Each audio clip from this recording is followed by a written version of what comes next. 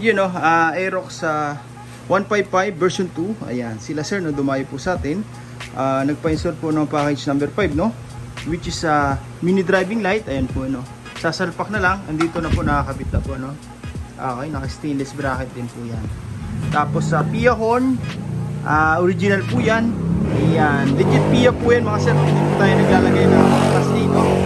Okay, tapos rapid horn. Ayan. Okay.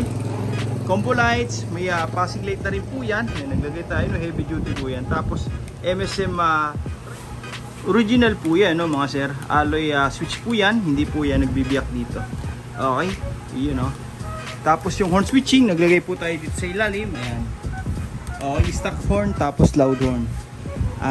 Sama-sama po yan mga sir sa isang harness. Ginawa po natin, pababa po yan. Tapos umikot na po yan dito sa ating power module. Okay, naglalagay po tayo niyan para may control, no, lahat ng mga parts sa kinupit natin ngayon, katulad ng mini driving, yung PIA horn, yung combo lights, rapid horn, diyan na po lahat yan dumiretso. Okay, kung mapapansin nyo dito, no, wala po tayong makikitang mga wiring na naka-expose. Lahat po yan balot na balot po, no, ng rubberized tape. Ginagaya po natin yung Yamaha, no, talagang binabalot nila para walang mga wiring na naka-expose na pwede pong masugatan, mabasa tuwing umuulan. Ayan, magpa-motor wash man tayo, hindi po yan na papasukin ng tubig. Okay, pang outdoor use po talaga, no, talagang tatagal po yung wiring sa atin. Okay, sama-sama po yan sa isang harness. Ayan, malinis na malinis po, no.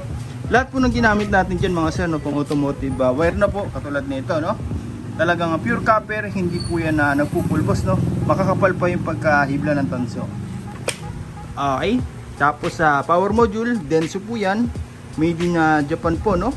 Okay, may mga customer tayo, 5 years na po yung ganyan nila, all goods pa rin. Kagandahan dyan, kahit tumagal po yung mga parts, kung sakali, no, magpalit man tayo, plug and play na po yan. Hugutin lang sa mga socket, tapos hindi na po tayo gagalaw dito, no.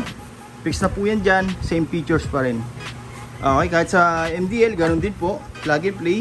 Magpalit man tayo ng ibang brand, swak na swak po yan. Ganun po tayo mag-wirings dito mga sir, no. Talagang nakapix na po sa wirings ng motor. Ayan, wala na pong rewirings na mangyayari po, no, pag magpapalit tayo. Okay, yun, no. Pero napakatagal pa po nun mga sir. Yung mga customer tayo, no, halos nalubog na sa bahay yung mga motor nila, all goods pa rin yung wirings, gumagana pa rin. Yung engine na lang ang hindi gumagana. Okay, ayan. Dito mga sir, no, nakahinang po lahat yan bago natin balutan, no, para mas accurate yung dadali ng kuryente. Matagtag man yung motor na sir, malubak man, wala po tayong magiging power loss. Okay, safety po yan. Tapos naka-shrinkable tube na rin po yan, no, para mas safety, extra shield, tumagal man yung wire sa atin, hindi po basta-basta magkakaroon ng electrical short, no. Okay, tapos yan na po, nakabalot na ng rubberized tape, anti-scratch, waterproof. Ayan, no.